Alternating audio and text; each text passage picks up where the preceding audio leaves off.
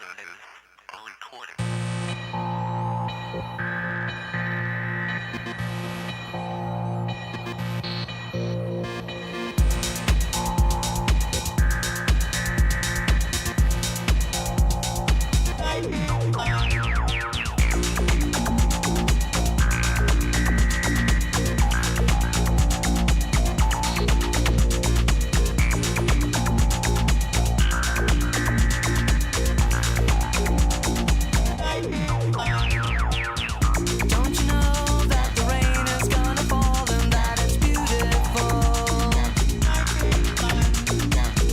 What you see can remind you of a lover, and it's wonderful.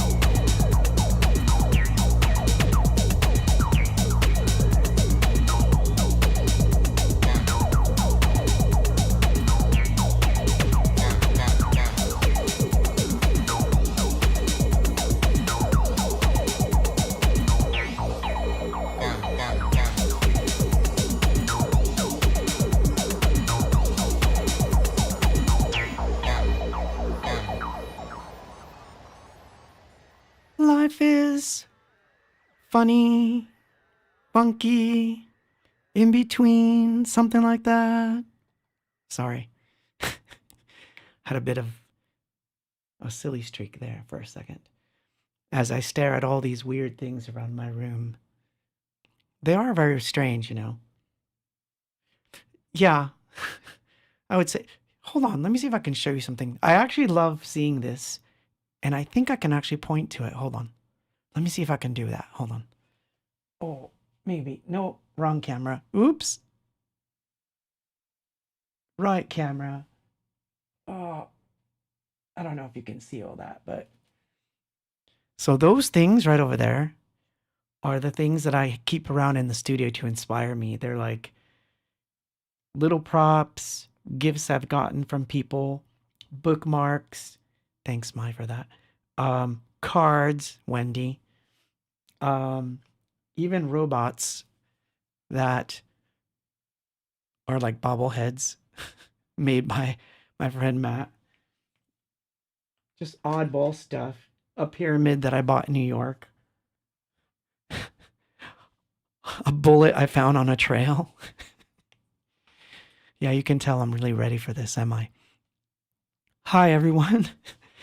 Hey, Steve's in the house too. Lalo too. Nice. Angela, Mai, Steven.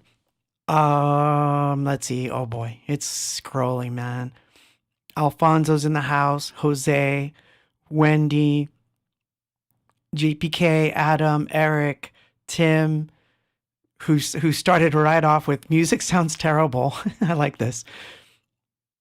Music sounds terrible because people don't know how to make it anymore. That's one aspect of it, I suppose. Although I'd argue that I don't even know how to make it. Vinyl sounds terrible because all the people who knew how to press it properly are all dead. And the factories, too. The factories are all done. And the way they're pressed now is completely different, too. So that's another interesting. So welcome. Hi. I'm glad you're here. That was Life is Fun, the Orange Works mix, otherwise known as RNJ24. That one is on Hope Worth. I had to like think about it. Oh my God. Oh my God. So thank you for being here with me. Oh man. So it's been a busy week, so I'm gonna get into the news stuff first because it's been a little busy over here. So I was trying to get some vocals done this week because I'm working on several things at once, and not everything have I posted. I realize. So like, let me explain what's been going on in my world. So, I've been working on the singularity nonstop, whether it's video, whether it's art, whether it's working on like storyboarding, which is something I've been doing quite a bit because I'm going to refilm the Living in Oblivion video. Unless you're living under a rock, you already know this, but just in case some of you don't know, that's what I'm doing. So I've been working on that a lot. But there's still some vocal things I have to record. And this week it's been almost impossible because they've been repaving the streets outside my house.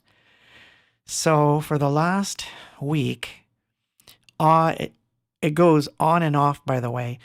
The other day we thought they were done and then they came back at like, I don't know, 8 o'clock at night. So you might hear hammering. I'm not sure you will, but there's been jackhammering like nonstop. And they just cordoned off a street that says on Wednesday, they're going to be doing yet another street right around where I live. So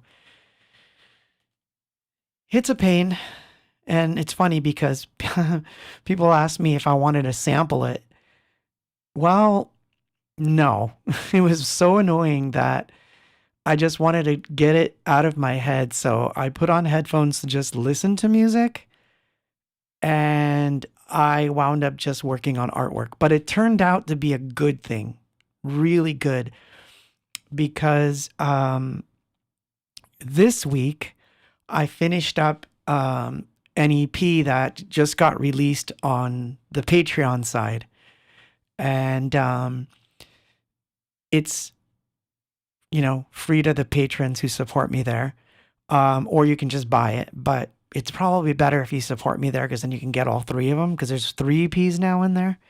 But what it is it's actually the Diary's first album, the real first album, the one that no one's ever heard before, that used to be called on the tape the Swiss Diary, which was the Diary's first name. And that tape, I have been painstakingly restoring it for a while now. But I first played it sometime in 2020 and then it resurfaced again. I don't know, but when it was, but it was either 23 or 24, around there. If not last year, I can't remember because there's been too many of these streams. Believe it or not, 6 years. Oh my God. 6 years, man. Holy cow. I can't even believe I've been doing this for 6 years. So, because I never intended this to be something I would do every week. So already it's crazy. And I'm so happy that you're here and that, you still do it. Although, I don't know for how much longer I can do it or want to do it. I don't even know. Like, this is another thing I've been pondering all week. Like, do I have time? But I try to do everything I can to make time for everything. And it is hard. So, yeah. So anyway, I've been working on this, restoring this one album, and I finally released it. And if you're interested, I'm going to give you the link. And picking this up is actually better than a super chat in my book. So, but I'll accept anything. So, but there it is. I just posted it in the chat. So, it's interesting. Oh, Jay the teacher says, so I saw the trees in the black area of the diary page 1. However, I don't know what I'm looking for in the mirror in the gray area. That's okay. That's okay. It will be self-explanatory when page 1 sees its re-release on Bandcamp, which is gonna happen at some point. I'm still debating as to how I'm gonna do it because, as you know, I've been doing all this stuff with the archive. So there's a side of me that wants certain things on Bandcamp because obviously Bandcamp, I want to support it, and the base support is all on Bandcamp. So you should follow me on Bandcamp, because obviously, if you don't follow me on Bandcamp, you won't see.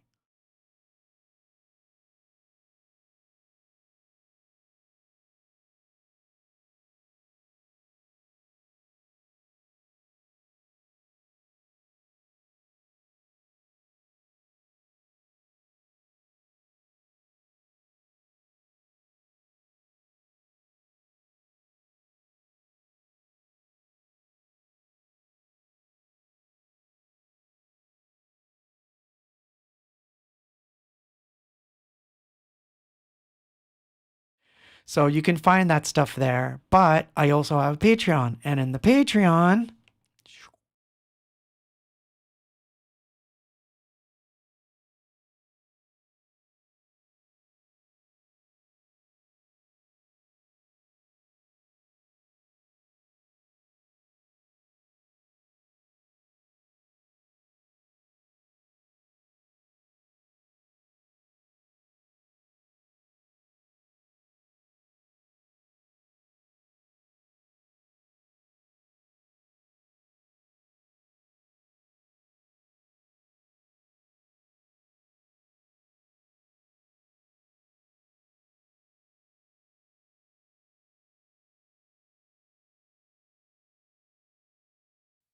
haha, okay, I fixed it. I think you can hear me now. Whoops, I messed up. So you heard nothing that I said. Oh man. Okay, well, it par the course on this thing. This is how weird this place is for me. But yeah, 5 cameras all around me, and I can't remember to turn on the microphone for when I switch sometimes. I digress. If you're drinking, this is iced tea for me. Still unsweetened. I know.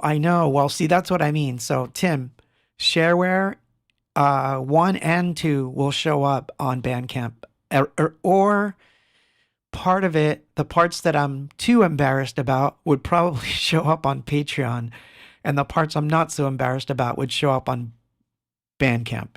Did that make sense? But yeah, if you follow me in both places, you won't miss anything. So let's play a song. Speaking of Bandcamp, because I don't know how long I've been talking, but it's probably been a while. So okay, take 2. Right? Thank you. I think I fixed it over. We'll try that again when I come back. But here we go. This is from DVR, as mentioned, which you can get on Bandcamp. This is World Without Love, the extended, and I will put on some visuals here. There you go.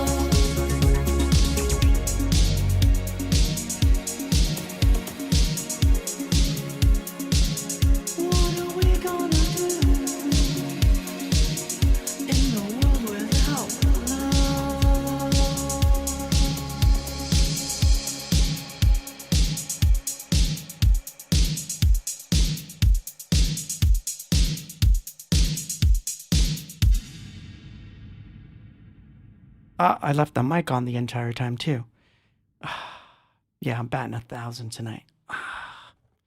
See, and I can't cut these things out because this is all live. So any mistake I make, any flub I make is real. So that's kind of funny. So yeah, like, um, so let's jump into that topic because I know that I'm going to like talk a mile a minute and then I will forget to get into the topic itself. So obviously, I'm going to get into the technical aspects of why music sounds not so good these days. And it's not all music, but for the most part, especially in the pop world. And it's unfortunately invaded every musical space you can imagine. And there's many reasons. I was reading different articles on the subject, trying to figure out if there was anything under the sun that hadn't been like, what rock hadn't been overturned. And there's a couple of things that stuck out. So instead of going over the quote, technical things, which are the easy ones, those are the simple ones. Tim brought one up. Vinyl is a good example. I'll briefly tell you why that one's a good example. Vinyl, the plants that used to actually make vinyl, most of them closed down. The ones that are open are barely open, and they're not run by people who actually know vinyl. Most of the people that used to master vinyl are gone, and it's a lost art. And the technology doesn't allow for vinyl to be mastered properly with the type of mixes that they're getting from the artists. So there's a complete mismatch and disconnect between vinyl and mastering and what goes out. So on a technical side. So yeah, we could talk about that, but I'd rather focus on the more esoteric stuff, because the esoteric stuff is, I think, less talked about. And I don't know what's happening here.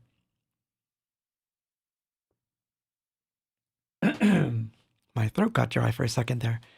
I need gum. Do I have some? No. But that's okay. So here's what I probably think is the number one reason right now in 2026. I think the streaming algorithms are actually punishing musical risk taking. And this is actually one of the biggest culprits, and it's not talked about as much. So music streaming services, they get like about 100,000 songs a day, if not more. And to stand out, the artists have to play it safe with the proven formulas that the algorithms will favor. So this sets up an interesting scenario.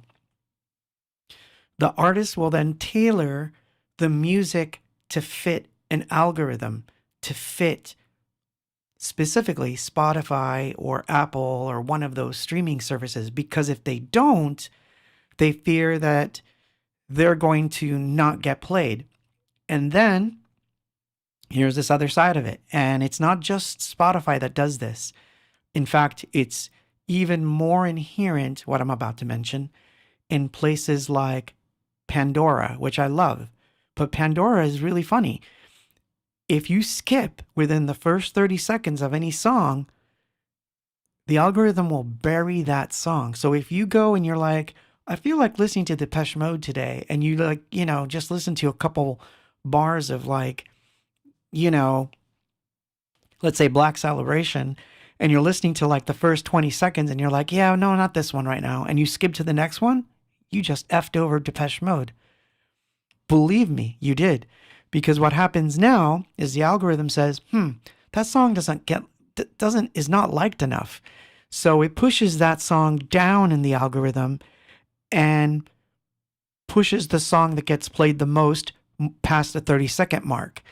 So to a band like Depeche Mode, this may not affect them quite the same way that it would affect someone like me, or even worse, someone who's just uploaded their first tracks and they're trying their best to put an album out, and suddenly you have everyone skipping their songs to try to find the right one, the right good one.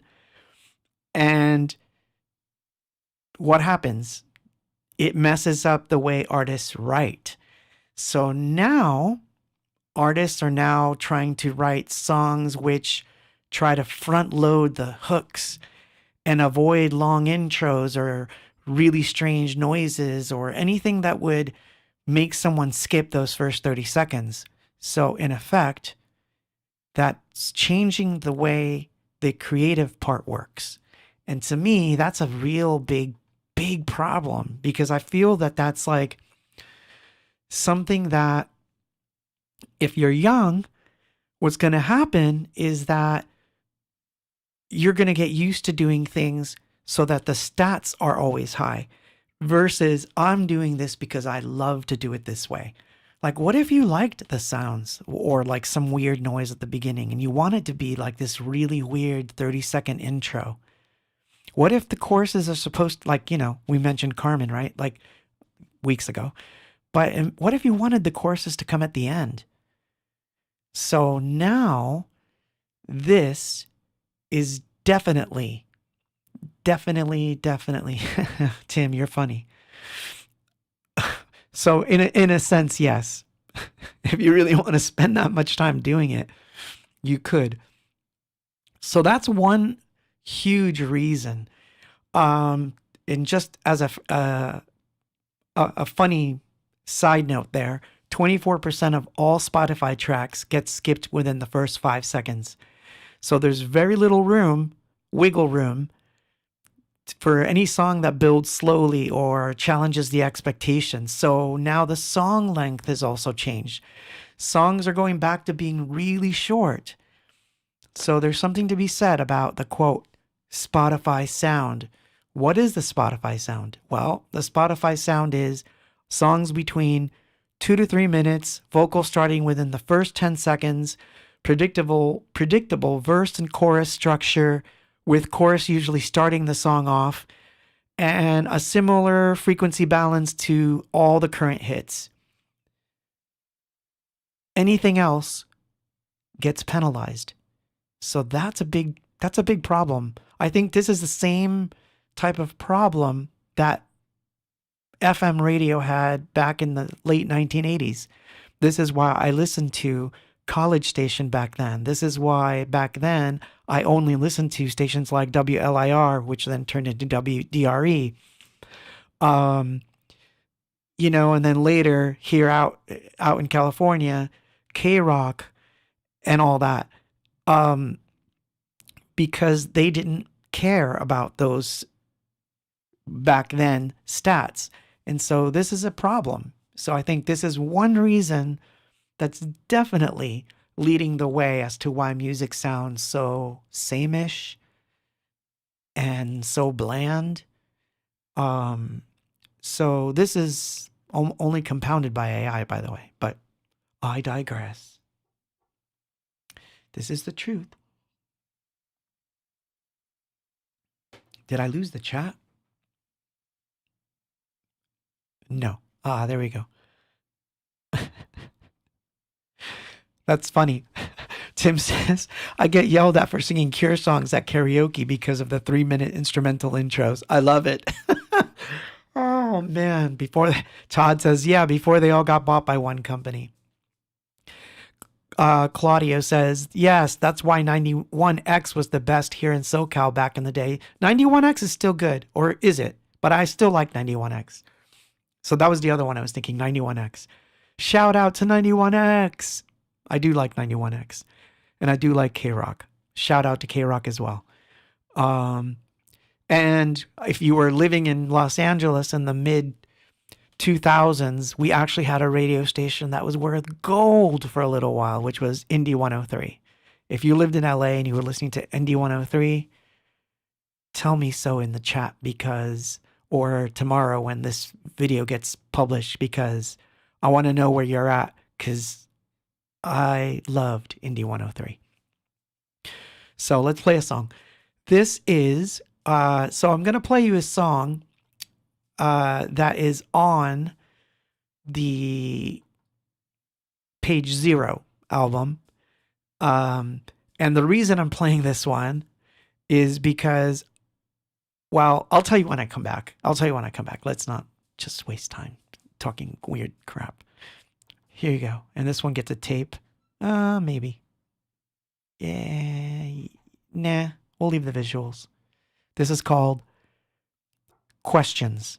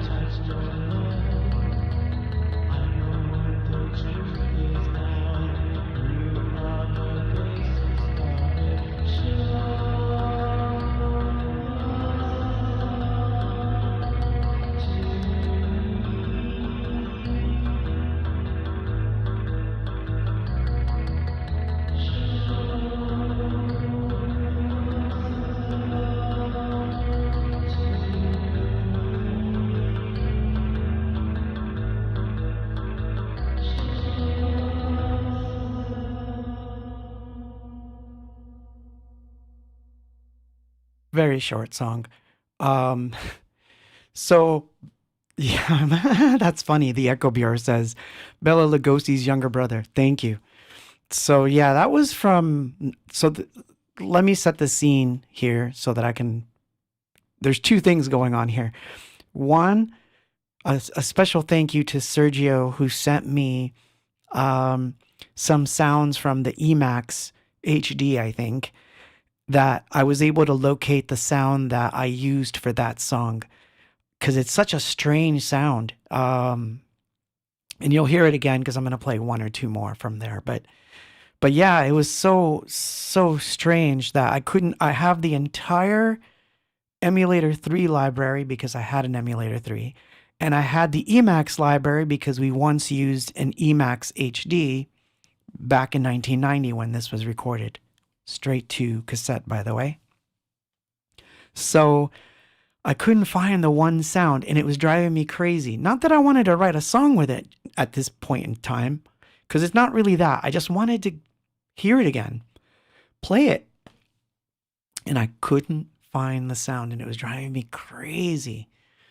So I had to do like a search for this thing and I couldn't find it. I tried everything to find this sound and I didn't know what the sound was called. I couldn't remember. I just knew it was a guitar sound. And lo and behold, Sergio sent me some sounds and I found it in there. It turned out to be a Les Paul hard picked. I guess that's what it was. And now I got it. So I have the sound. So now it's cool because I can go back now and like if I want to write something else with that sound, I can. So anyway, I digress. That's what. And that was called Questions, by the way. So back to our discussion real quick. And then I'll play another song. So then adding to the fray of why music sounds terrible in 2026, there's the playlist problem. The whole idea is for artists is to get on a playlist, and if you get on one of the bigger playlists, you reach more listeners. Think of it sort of like, because Okay, sorry. I'm going to back up here. Number one, me personally, I treat Spotify like a giant global radio station that just plays my stuff. So all I have to do is point people to it. That's all I care about. I don't care about its algorithm. I try not to please it. I don't give a shoot about it. I don't. I don't care if I look one day and I see 10,000 people less playing something or 20,000 people more. I don't care. What I care about is it is the radio station of the world, as is Apple and all that stuff and Pandora. So yes, it does matter to me that the algorithm tries to bury me, but I can always point people towards it. So I never chase playlists, never cared about it, never paid to be on a playlist, don't care.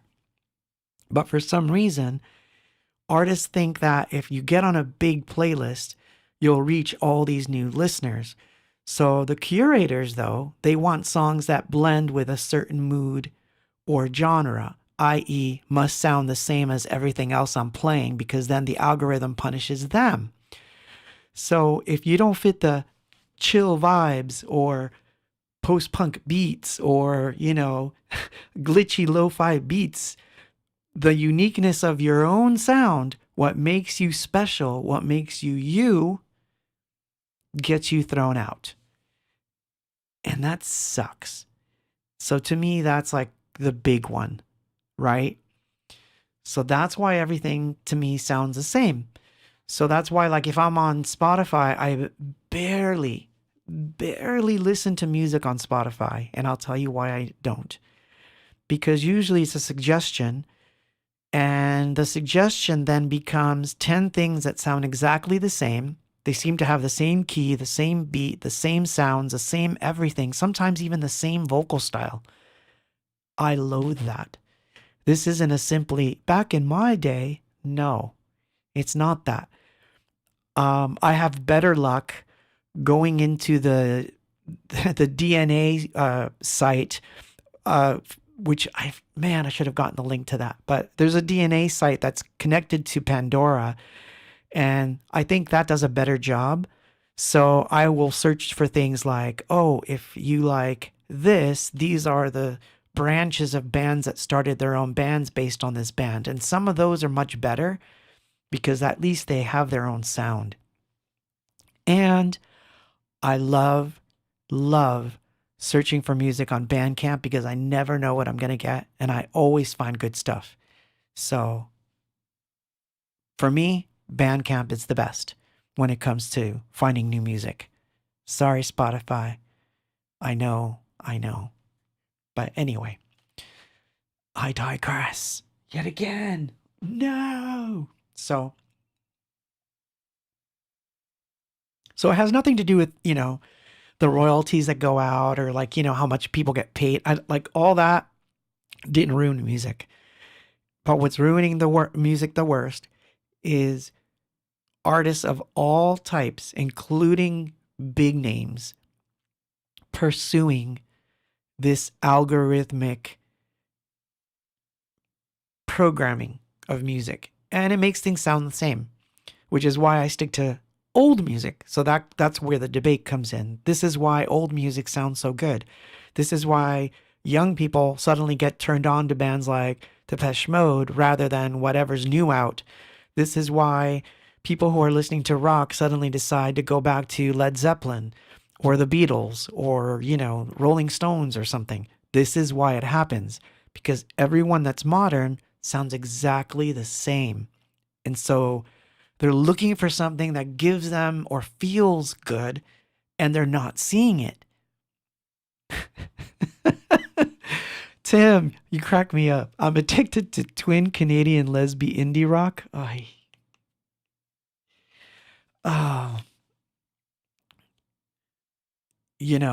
so, Claudio says, yes, it does. I'm assuming you're saying Bandcamp. Bandcamp does have great recommendations on top of it being better for artists. Um, yeah, I'm the same, Eric. I listen to my own playlist that I make, of all different bands, and I try to stick to what I have on my own, library, which is pretty big. I have a pretty big library of music. Yes, I know who Tegan and Sarah are, and they used to get played on D103 too. So yes, I do like them. Um, so let's play a song. This is. Did we play it? Yes, we did. Hold on. Let me just get rid of the songs we already played so I don't mess up. So the other thing that's coming to Bandcamp is I still have copies of the Dead Star CD. So that's coming to Bandcamp. And speaking of streaming, the Dead Stars EP is going to come to streaming so that it's finally, all the mixes are available in the same place. So that's coming. So this is one of those. This is Fast Forward, the Herschel, the Darkest mix, which is one of my favorite mixes of Fast Forward. That one and the one by Theater People is my favorite. Yeah. Last comment here before I switch over. The Echo Bureau says, no way Spotify could be as complete as our own libraries or personal playlists. Years of hunting down the good stuff. But the new stuff, Claude is right. Claude is right. Bandcamp is killer for that. Yeah, I love finding odd stuff on Bandcamp. And Bandcamp doesn't have that same sort of algorithm, so I find weird things. I like weird things. I do. So, anyway, here you go. I'll turn on the drone cam for this one. This is Fast Forward.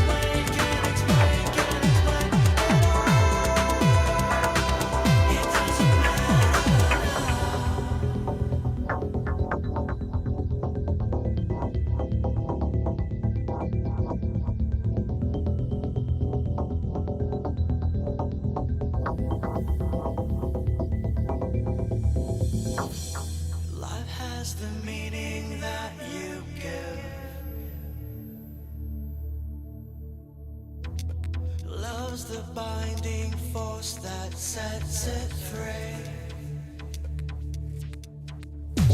And this is all you need to know. As above and so below. I can't explain at all. It doesn't matter. I can't explain at all. It doesn't matter. I can't explain at all. It doesn't matter. I can't explain. It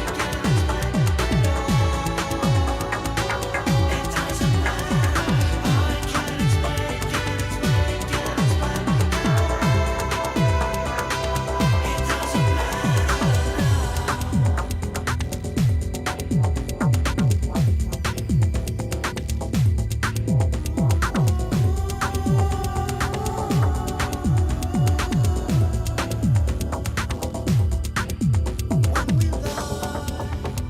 we lie together all the time. The future's mine. When we lie together all the time. The future's mine.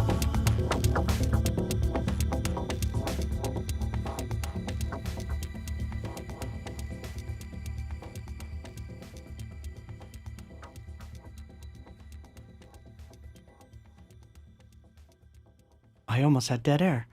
I was trying to like respond to Tim, but I couldn't do it. He wouldn't let me. I don't know why. So going back up, Tim said new music or new to you music, aka obscure music from the 70s and 80s. So that's a good question, and I'm going to get into it. For me, I realized from just watching YouTube, which by the way is another way that I love to consume music. I love YouTube for music. Because the algorithm on inside of YouTube does work a little different. It's not that it doesn't favor certain things. It's just that, let's say that I look up an obscure band. So let me explain. So the other day I was watching I was taking classes actually, because this is something you could do on YouTube, take classes on things. So I was taking classes on the different types of shots in a movie, and it's a lot. And I wanted to refresh my memory, and I wanted to write some of them down and then just like sketch out ideas. And so as I was doing this, I came across a punk band from Japan that supposedly had been found for a specific film, and I don't know, something about the director liked them so much that he wrote them into a scene and all this stuff. Can't even remember what movie it was now, but it got me curious about the band. So then I went and watched a video of the band, and I don't know, I didn't get it. You know, I kind of got why it worked for the movie, but I didn't. The music wasn't anything special. But what happened is that then, because of the style of music they were playing and the year they were from, then the YouTube algorithm obviously pushed some stuff my way that I had never heard before. And so I think it was Kill Bill, actually. And so I think it was JPK. So that led me on this weird, like, psych 1960s and 70s weird pre-punk punk music. And I found like a plethora of stuff to like enjoy. And I was just having fun listening to music and, of course, watching videos. Because a lot of these are performances, or, you know, sometimes you'll see a record spinning, but a lot of times it's like old performances on TV. And you got to remember, we didn't have in the 80s, we didn't, other than MTV, and MTV was pretty Pop-Tart-ish, unless you watched, you know, 120 Minutes, which was the only show that I really watched on MTV. So back in the day. So we didn't really have, like, we weren't going to see these things, right? It wasn't just going to come up on some channel. Here are some weird Japanese bands from the 60s and 70s, and we're going to do a half an hour of them. You're never going to see that. So we missed all that. I missed all of that.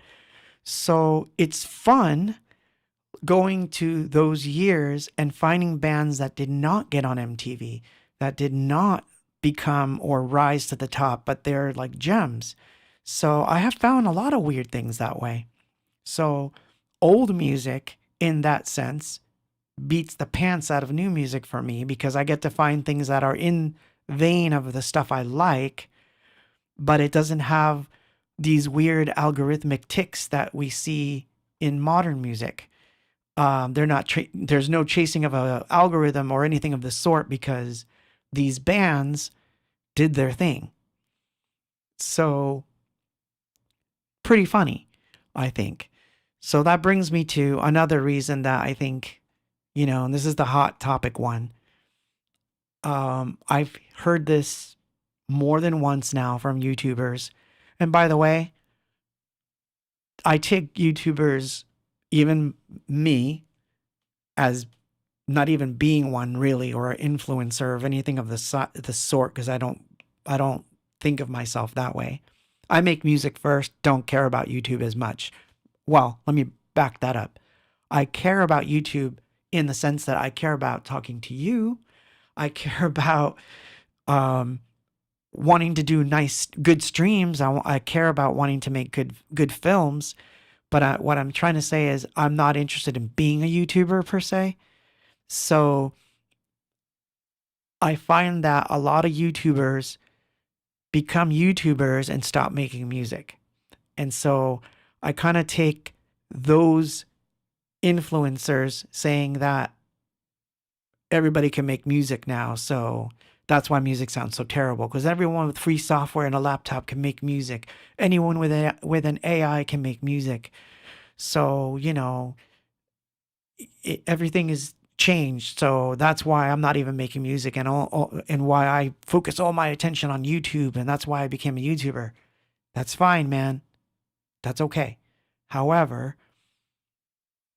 I don't 100% agree with that statement that just because music got easier to make, that somehow that's what killed it. Is there some degree of truth to it? I suppose. I would say that if a person's just interested in music because they can prompt an AI and a piece of music pops out and they have no emotional connection to the song other that they think it's rad that a machine could do this, because there's obviously a passion for people who think, oh my God, look what I just made. You didn't, but you get the picture, right? I can do things now like Depeche Mode because I can make it sound like Depeche Mode. I can tell it to sound like Depeche Mode. I can even change my voice so that I sound like David Gahan. So like I understand the fascination with that. I do. However, I wouldn't consider that is adding to the canon of great music that's going to be listened to 40 years from now. I really don't think that that's going to happen. So I'm not as afraid, or I'm not like thinking of, music sounds bad because it's all AI. I can avoid it for the most part. And if I catch a song and it's AI and I'm like, it sounds pretty good, but it always comes back to like once it hits me that it was made by a machine, it kind of like turns me off. So I think we're going to see a lot of it, but it doesn't throw me off from finding good music. If anything, like I said, it's the new versus old. It pushes me to find older music that is so obscure that I missed it. And since some of my favorite eras literally are 60s, 70s, 80s, there's a lot of music I missed. So I have years of music to find yet. So my crate digging, for lack of a better word, will now be focused more on that stuff. And I love that it has more of an influence on me, because then I'm not being influenced by the algorithms as much. And that's a good thing. To me, that's a good thing. So, you know what I mean? So I get it. And this is also what's pushed people backwards meaning those that say, well, now I'm going to go DAW-less and I'm not going to use DAWs anymore. And now I need to buy a synth that's real and not use a VST. Those are extremes. You don't have to go that direction because you can do everything that you would want to do that was done in the past with the modern gear. So you could do these things. The problem is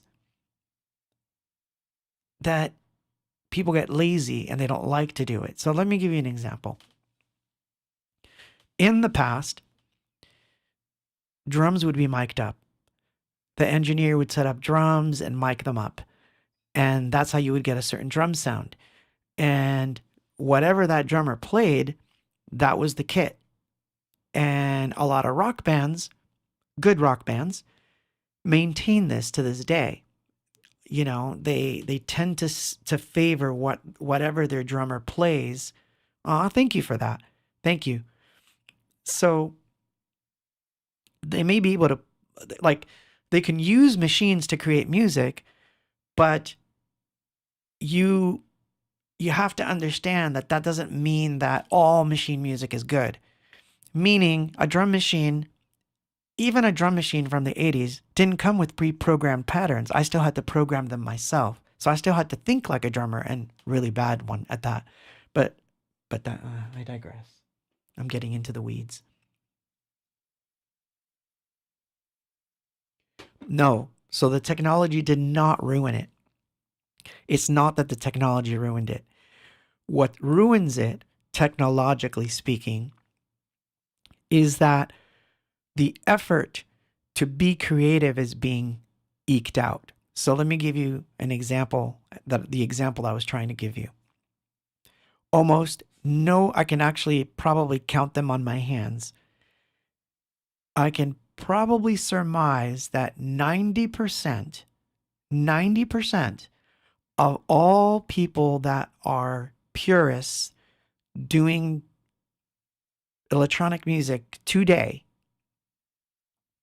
has never thought of putting a mic between the two speakers and miking just the result coming out of the speakers and putting that onto a track, to take the time to do it.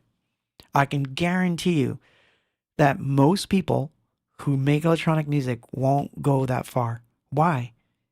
Why not? It sounds weird. It sounds different. It sounds really strange. And it sounds wonderful. This is what people used to do in the 50s. This is what people used to do up until the early 60s. People would put up one microphone, record the drums while the bass player was playing off to the side and a guitar player. Like, listen to Elvis in the 50s.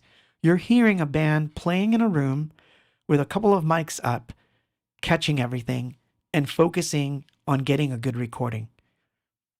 That's why those records, if you go back and listen, sound so amazing and what's the word I want? Atmospheric. Especially the stuff that came out of the 60s and 70s, because by then they were experimenting more with the way those mics would be placed. We don't do this anymore. So you can play with VSTs or instruments that are virtual. You can play with DAWs, but you can still use all the techniques that were used in the past. So I reject the whole notion that just because you use modern equipment, you can't make old sounding music. That's just not true. Tim says, you use machines to create music, yet you reject music made by machines.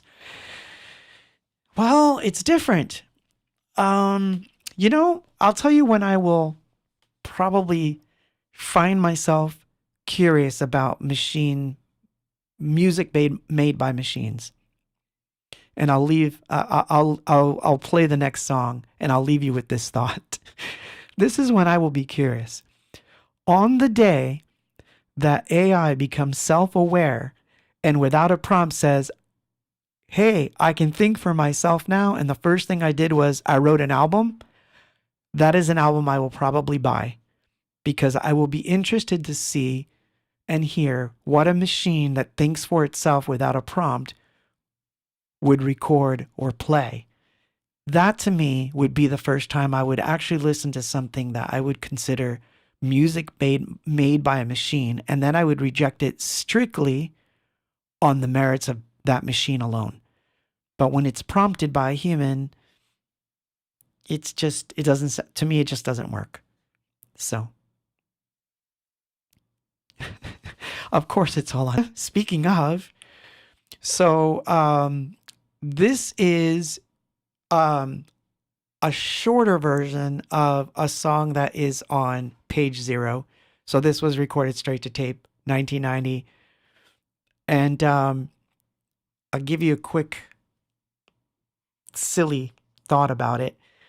To get the vocals recorded the way they sound, I had to be really quiet because everyone was because at that time in 1990, the band lived with me, my brother lived with me, and so the house was always full of people. So the only time I could ever record something was real late at night when everyone was either asleep or in another room being really quiet, just watching TV, although even then I could hear them. So the way to record and get a sound, I would have to get the vocal sounding really loud in my headphones, but I would actually sing in the lower register and sing softly. So keep that in your head. And then here's that weird guitar sound that I finally found in all its glory. So this song is called These Lifeless Things, and this is a shorter version, although a little different than the one that's on, I digress. Back to the drone.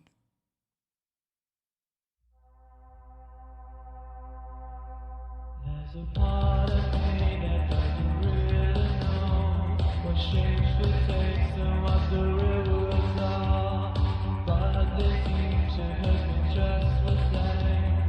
There's a ghost inside of me, I can hear it loud.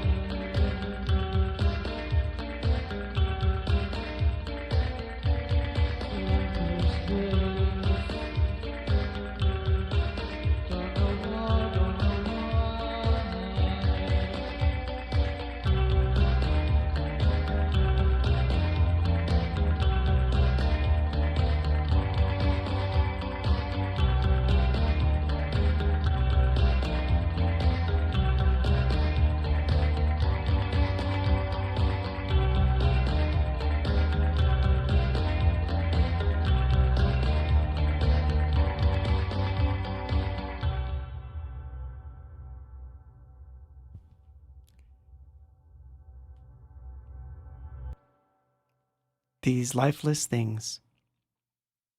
That was The Diary, my other project, from the album Page Zero, which you can only get on Patreon for the moment. And, well, I shouldn't say for the moment, you can't.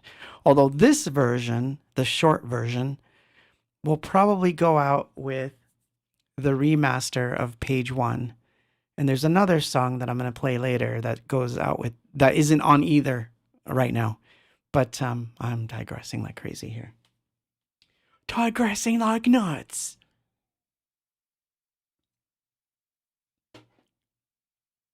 There was a Smiths reference in there. I don't know if you caught it, but it's funny. It's something that I used to do to be funny, but I won't tell you what it is. But there's a Smiths reference in that song. So this is going to sound like I'm going to totally backpedal here, but because I just mentioned a remaster of The Diary. So the other reason music sucks is because record labels have discovered that they can sell you the same album multiple times by releasing remastered versions. But the remastered versions always sound worse than the originals. And to some degree, this is true. So a lot of the remasters from 2002 to about 2010 were all part of the loudness war. And I did it. I remember releasing Page One remastered in and around 2009-ish or 2010, around that time, and for free on top of that. And it sounds terrible. It's a terrible remaster. I ruined it because all I was trying to do was just make it louder. And all you do is crank up the limiter, man, and it just gets louder and it becomes a brick. So a lot of those remasters that people were doing, terrible. But that doesn't mean all remasters are bad. So now what they're going to do, and so everyone's kind of slowly getting into this frame of mind, is that they're going back, getting the original tapes from the release itself, and they're mastering from there to just get a really good master. Loud, but not lifeless, dynamic. So some of the masters that we're seeing in more recent times that are not part of Spotify algorithms, because that's a different story, they're not so bad. But there's a lot of examples of masters gone wrong. In fact, I can tell you I was guilty of it at least on 3 albums. I'm going to sneeze. I hate when I feel like I'm going to sneeze. It's terrible. I'm going to sneeze. No. Don't sneeze, Claude. It's going to be all loud and whatnot. So it's not that when things get louder, that's a bad thing. It could be that the master is really low in volume and it could use some loudness. What it is that when they take that loudness and they're like, let's just crush it so that it's crazy loud, that's when I don't like it. I can honestly say I like the masters that they did for the Elvis movie. I think those sounded really good. Although I've not seen the waveforms, but I could tell that there was a lot of space in the music. So I feel like those weren't mastered in a way that ruined them. So that's my take on that. And what did I do here? No. Sorry. I thought I killed the chat. Did I kill the chat? No.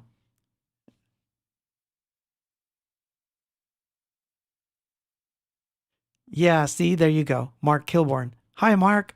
Says new program in the UK. They asked about remastering Depeche Mode albums, and he said something like, "Who's he? He. Alan Wilder." And he said something like, "There's no need. The masters sound great." I agree. However, if you look at the waveform of something coming off of, like, let's say, Some Great Reward, and because I've analyzed them, And Some Great Reward, Music for the Masses, and what am I thinking of?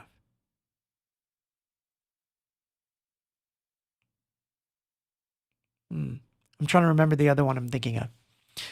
That I saw that the waveforms were really low in volume, and all you had to do was just raise them to just hit level, and you didn't have to do much more. And it made them sound to me 10 times better, and you didn't have to do anything to it.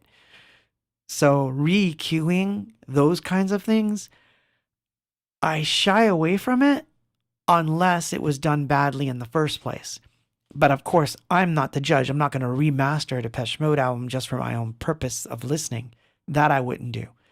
However, when it comes to my own things, obviously there's reasons. Like, so I'll give you an example. When I did page 1, the master that went out, right before it went out, we had just gotten like what they call an oral exciter, which does a little, it excites the top end, but it had this thing on it called big bottom, which actually added a lot of bottom end. I thought it sounded great, so I put the entire album through it, and I thought, wow, it sounds awesome, and that's how it was pressed. Now, of course, this is what the fans are used to. This is what they've heard forever.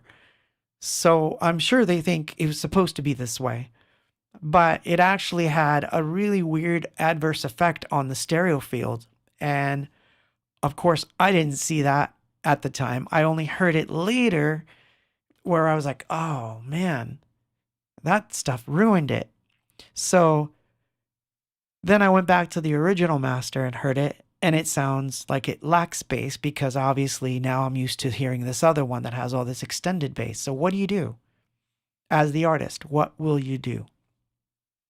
So one was go back to the, I know, Tim. So, I know. So, Tim, you make me laugh, man. So, I can't even talk.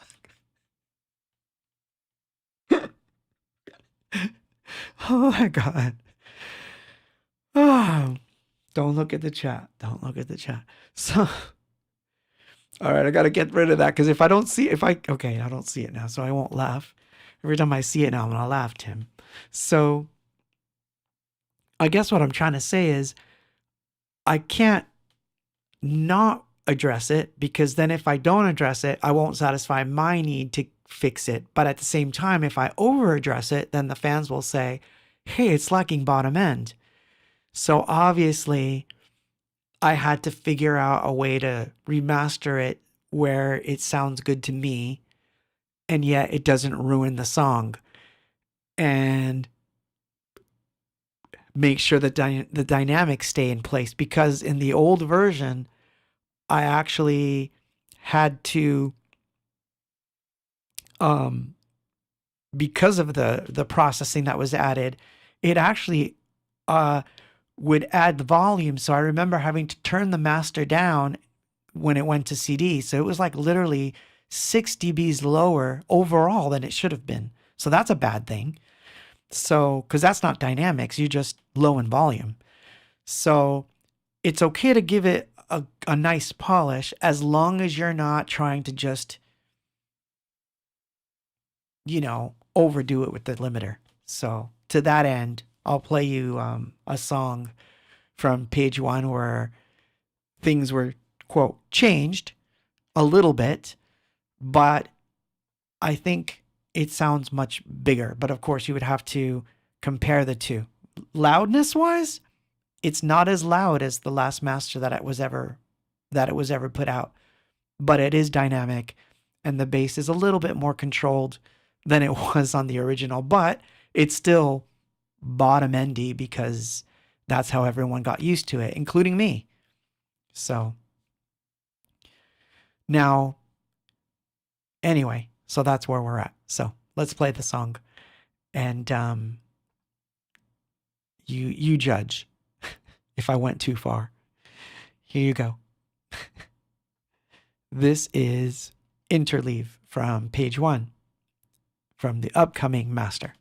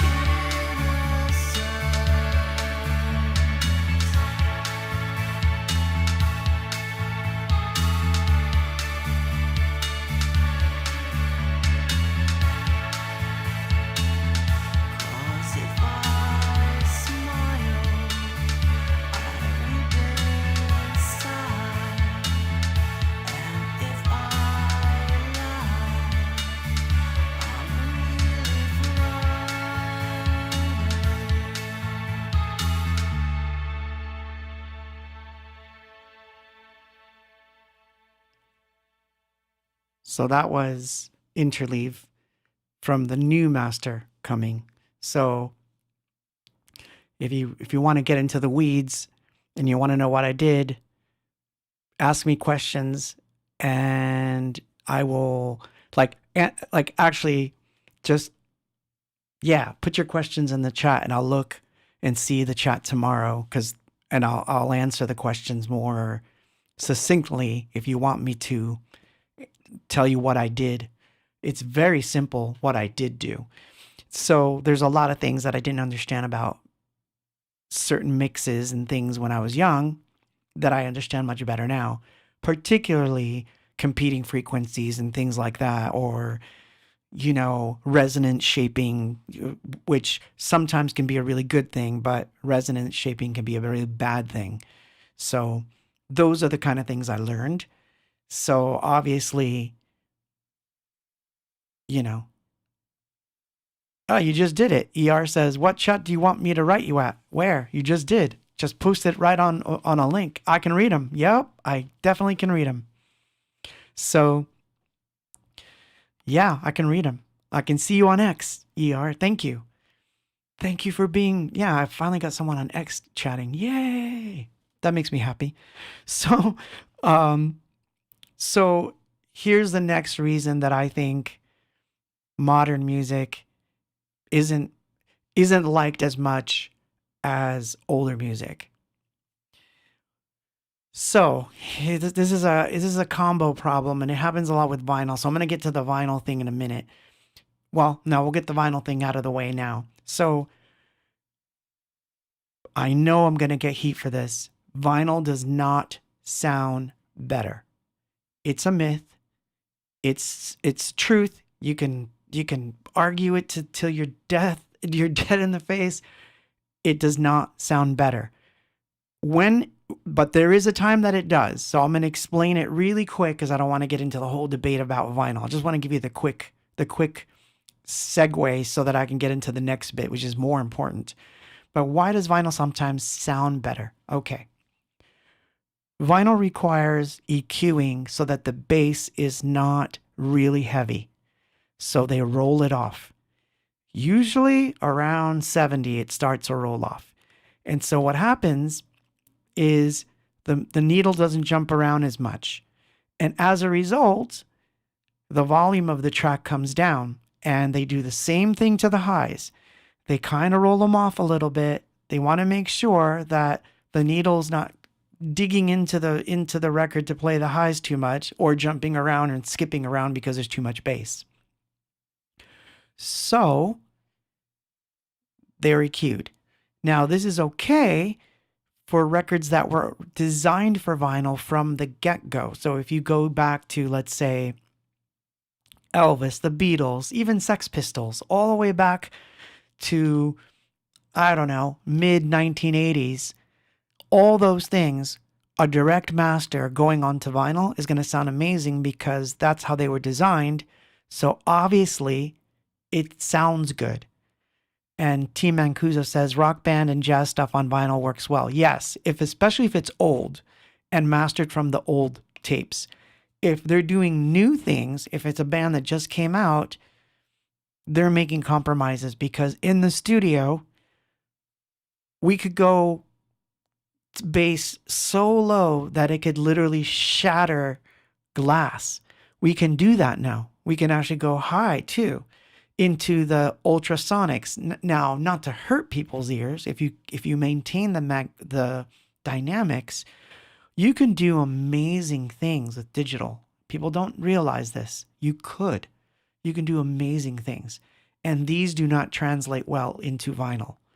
So when you start taking things like someone's new record and you put it into vinyl, they get EQ'd. They get gutted. And so by the time you hear it on vinyl, it sounds thin. So that's the reason. But more to the point of why music sounds terrible is now people are mastering albums for phones. They're taking the phone into account in the creative phase. And it's a terrible thing. I don't like it. Now, when I say phones, I'm talking about when people are listening to their phones with really crappy earbuds in mono. Because if you actually pull your earbuds out and you're listening to your phone like in your kitchen, it's in mono. And so because people listen to their phones all the time, now mastering engineers and the actual mix engineers are mixing for a phone. That means, again, they're making these really weird, yeah, I echo Bureau, I agree. They're making these hard choices, either mastering for phones or mobile, which, I get it, but at the same time, like, why are we buying $400 earbuds if we're going to hear something that sounds awful, where the bass is lacking because someone got scared that, oh, it might not play nice on a tablet that doesn't have headphones plugged in, so we better like put ghost bass in there so it sounds like, there's enough bass, but then when we go to play it on a normal stereo system, it sounds terrible. Very bad. One thing is to master for headphones, which is one thing. That's a whole different choice. But if you're going to do that, master for good headphones at least, because then at least as it trickles down, you kind of get it. But if you master for the lowest common denominator thing, damn, you're ruining that music. And this is why though, when some kid is listening to music, suddenly decides, what were they doing in the 60s? And he hears like something like the White Album for the first time, or Sgt. Pepper, or, The Who, or, Led Zeppelin or Pink Floyd, and goes, oh my God, what is this? Because they're suddenly hearing everything that's missing from what they just bought. It's not there. It's been produced out. And that's a big problem. That is, to me, another horrible, horrible reason why music sounds not so good in 2026. So, yeah, it is a hard choice. But you know what? In the end, well, look, this is every artist's terrible dream, that they're going to be forgotten and that no one's ever going to listen to their stuff again. But guess what, man? We're all going to die. All of us. All of us are going to die. And while I might have that illusion in my head that my stuff will stay around, it probably won't. Maybe for a generation. Maybe 2 if I'm lucky. 3? Probably not. I don't know. I can't answer that question. However, how is it that stuff like Elvis, the Beatles, the Rolling Stones, the Who, Pink Floyd, Depeche Mode managed to stay relevant? Sex Pistols, The Damned, The Clash. Like, how is it that they stayed relevant? Well, there was no algorithms then. There was no, let's master for the lowest common denominator. No. We're mastering for the best possible way that we can possibly hear this music. Hopefully someone will listen to it on some crazy hi-fi system, but if they don't, at least it should sound good between the 2 speakers in their living room. That's how that stuff was mastered. And in the 50s in mono, but yet it still sounds better on a phone today than most of the stuff that comes out today. So that hard decision is actually the wrong decision. It's being the wrong decision. And the only reason they do it is because it means more sales or more downloads or more streaming and all that stuff, because they're paying attention to stats. And stats, in the end, you can't take them with you. So for my own purposes, that doesn't mean you have to do what I do, but because obviously I'm a Pop-Tart like everybody else. I don't listen to what Pop-Tarts have to say on anything. So that disclaimer out of the way. When you make music, make the music that you want to make because you're passionate about it. Mix the way you want to mix because you're passionate about the mix. Don't mix with rules in mind of where this is going. Don't pay so much attention to that's the defining thing that you're chasing, because what's going to happen is you're going to make it lifeless. And it's one of the reasons, a big contributing factor as to why music sounds so terrible. Now they're trying to get you to always mix in a way that's acceptable for the atmospheric effects that are available on iPhones and Androids and all that. You know what though? Come on. Like, yeah, you can take it into account, I suppose, but to cater to it, man, it's like, I don't know.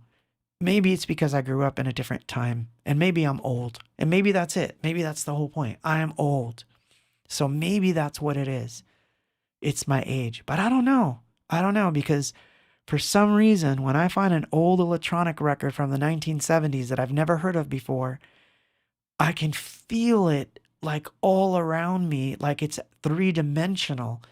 And that makes me angry that I don't get to hear music that way now when the technology is better, when the frequency response is better. You know? Well, I am from the 1900s, man. I am. I am indeed from the 1900s. Ah.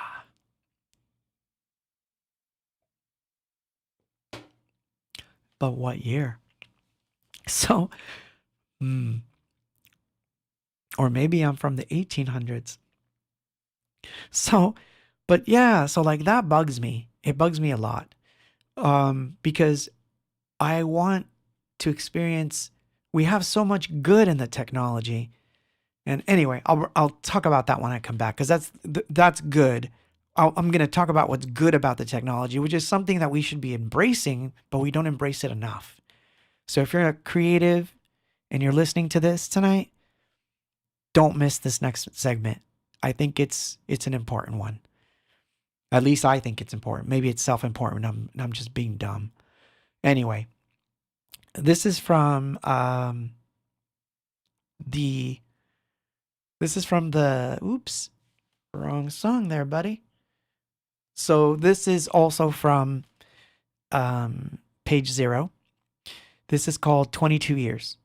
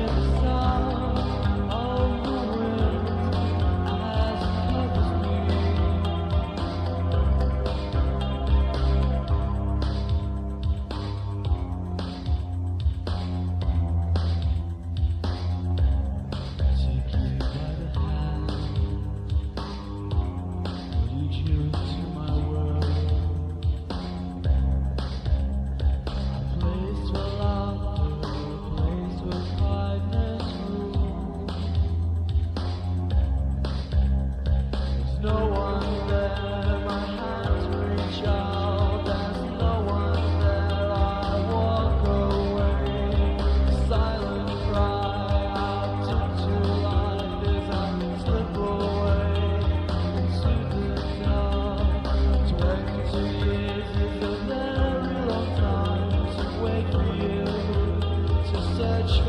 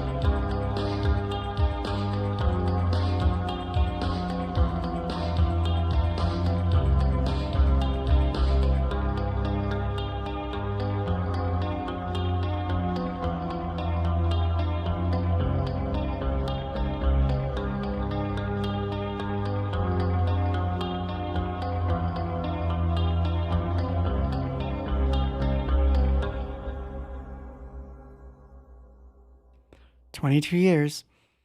So yeah, that's from 1990, recorded straight to cassette. That's the one that's right now on my Patreon. Oh, thank you. Thank you. You switched on time. Oh, wow. Cool. Thank you. Thank you so much for that. So, yeah, as I was writing in the chat, so this way I can get my thought out before I say it. That's why I do it. So, but the technology that we have right now, sorry, if I can use it. Jeez Louise, Claude, what are you doing? Okay. So the technology that we have today is so good. It's so good that it amazes me how underutilized it is. So let me give you some examples. This is the weeds. On a technical level, we can capture sound even in some of the cheapest sound cards that you can buy. We can get sounds all the way down to like 10 hertz. Not that we can hear them, but we can capture that, which means we can capture anything that's in a room. There is no frequency range we can't capture. So this whole idea that, digital versus analog, some of the analog stuff couldn't capture things that went that low. And they certainly couldn't capture things that went really high. So we can actually capture things better than ever before in the most affordable way possible. Like you can get a sound card for $50 off of Amazon that will capture 20 to 20 with no problem. We can now EQ and master in ways that you can unmask sounds in such a way that the stereo field and the separations between sounds are astounding. Astounding what we can do, and yet nobody does it because we're mastering for a headphone. We're mastering strictly for a mono iPad. It's absurd. We have microphones that can pick up 20 to 20. That's 20 hertz to 20 kilohertz, which, by the way, microphones back in the 80s would have been thousands of dollars that could capture like that. You couldn't find them. So, but you can buy a mic like that now for about $100. But no one mics up anything. No one mics things up. So the art of recording itself, how you get things on tape, and how we used to get things or how we used to get sounds, that's become a lost art. Which again, this is why 99% of all music that's out there, including electronic music, sounds exactly the same. If I find a patch for this totally awesome synth pad, right? You can find the same patch. The guy next door can find the same patch. AIs can find that same patch for you now because they can analyze and say, hey, I want a patch that sounds like this. And they can make that patch and tell you what synth it came from, probably. So this is where the technology is, and it gets used and abused the wrong way. This is what I say when I say it gets used the wrong way, because you're not experimenting with the actual sound of things. You're only searching for patches and using what sounds good for the song, and which is fine. You can do that. But man, like when I was young, and this is like, again, I'm aging myself here. When I was young, I didn't have these things. So in order for me to get a sound, I had to do things to the sound to make it sound that way. So I had to cheat. I had to, put a mic up and record it from across the room to get reverb because I didn't have reverb. Then when I bought reverb, I realized my room still sounds better. So I'm going to use the mic and the reverb. So these are things that I learned along the way that no one really does. Like sometimes I'll find myself like, is there a plugin that does this? And I'm like, why am I looking for a plugin that does it? I can do it. I can do this. What is it that I'm trying to do? So I think that idea that we started off with, which was slave to the algorithm, slave to the likes and the follows by doing the, you know, less than 5 second intro because God forbid that you experiment. The throw in the chorus within the first 5-10 seconds because if you don't, you're going to not get favored by the algorithm. Let's now master for mono only and for phones. These 5 things alone ruined everything, even more so than the loudness wars and all that other stuff we can bring up. In my opinion, the loudness war, yeah, pretty bad, but that's reversible. That's easy. Go back to the original master, fix that, put it out again, and apologize to everybody for the bad job you did. But what do you do with albums that you mixed that way, that you mastered that way, that you can't undo? So, like, yeah, I agree. Mark Kilborn says, modify the patch, make it unique, play it out of a speaker, use a reamp box to push it through an amp and a cab, then mic it. Yes. Experiment. This is why, and I'm telling you, man, this is why young kids, Gen Z, and the upcoming kids, believe me, they're not, you think they're going to be listening to AI all the time? They're not. They're going to be rebelling against that which is popular and which is everywhere because that's what we did.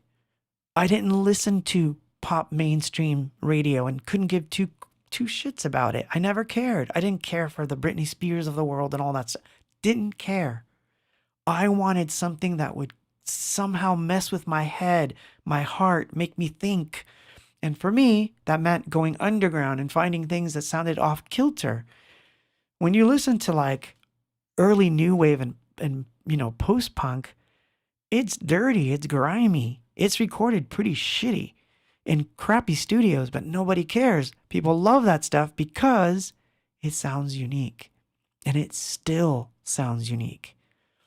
That's why I go back to old music more than I go for new music. But when I hear new music, that makes me go, hey, I spotted something in there. There's something going on in there. I can't help it.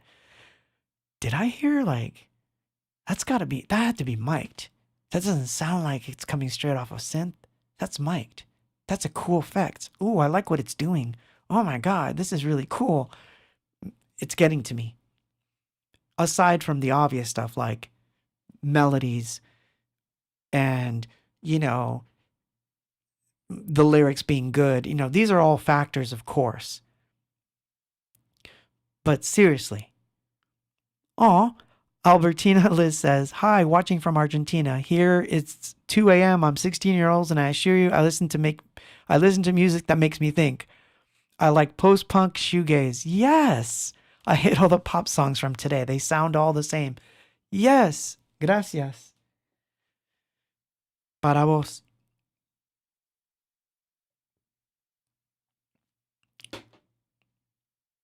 Mai says, the show's over. It was phenomenal, but Kevin got waylaid by a guy he was chatting with earlier. Hopefully we can make our way out of here soon. Have a great weekend, everyone. Yes, thank you. Thank you. Speaking of, we're almost over too. But yeah, so that's my point, is that quick mixing isn't going to solve the problem. So think about your music.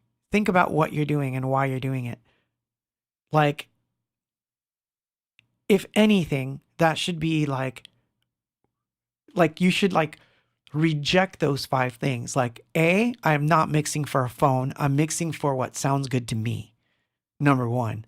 If it sounds good to me, if everything sounds big and bold and punchy and the bass makes, shit fall off my shelves and it could probably break someone's mirror, so be it. That's what I want. Do it. Right? So that's number 1. 2, I am not mixing for vinyl.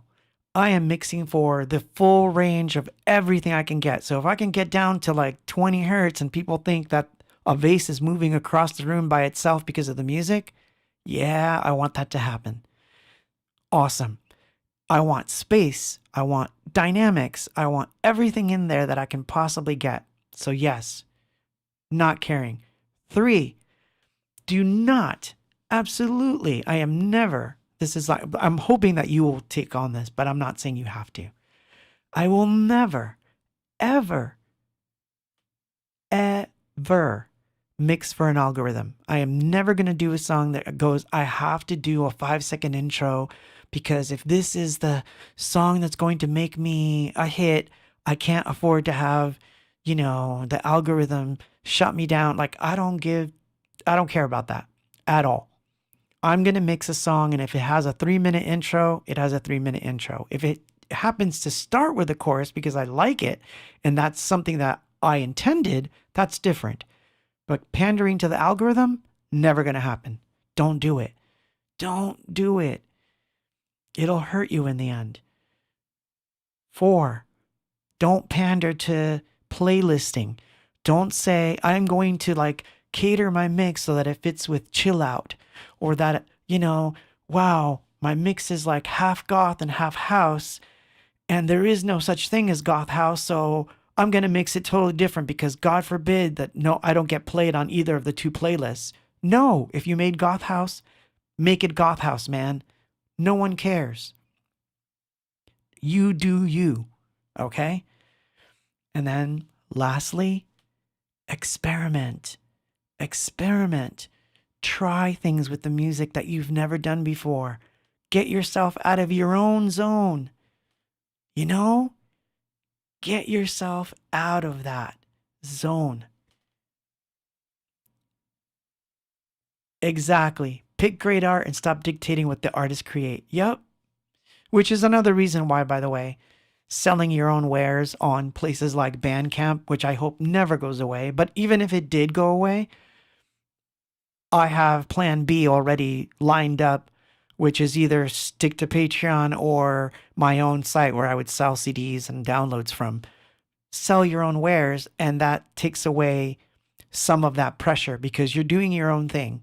And do more shows. That's another one. I know that's a weird one for people. Like, that's such a hot topic button. Oh my God, I don't do shows. I can't do them. Well, you should. You should do shows because at some point, people are going to want to see real people playing. Or at the very least, because I play with machines. At the very least, seeing you up there that, oh, it wasn't an AI that made it. A guy actually is singing. So that is important. So anyway, let's play a song. I'm going to play from the Dead Stars CD, which soon with this one will wind up on Spotify and Bandcamp to think about that.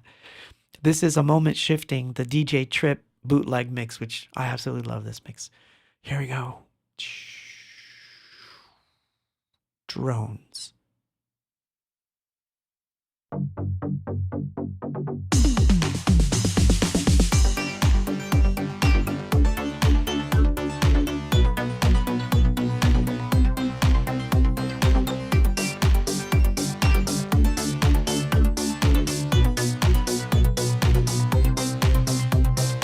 I saw the ball, and still I don't believe with my eyes.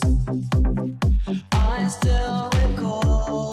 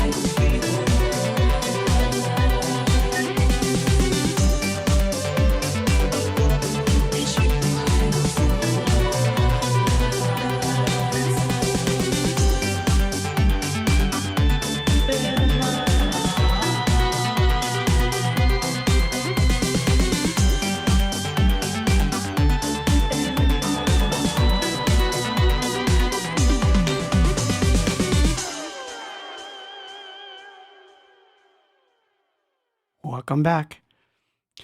So we're at the end. So I'm going to just play a song and see you out. So this is from the latest album.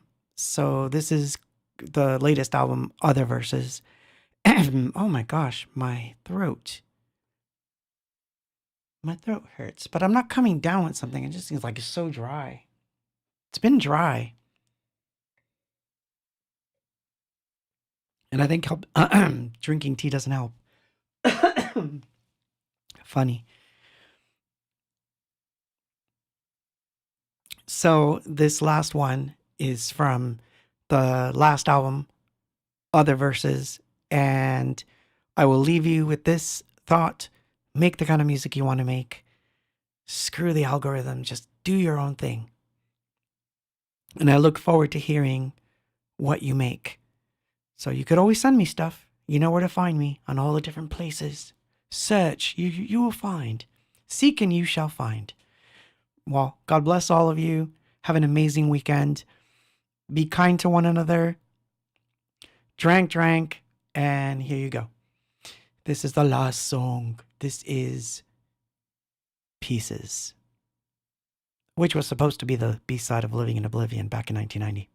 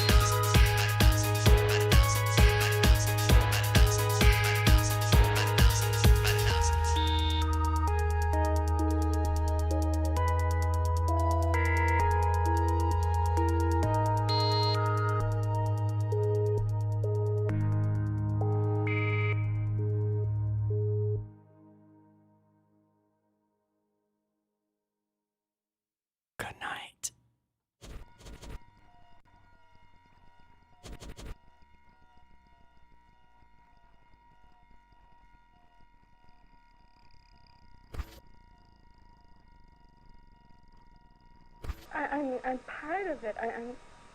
Can't you see it?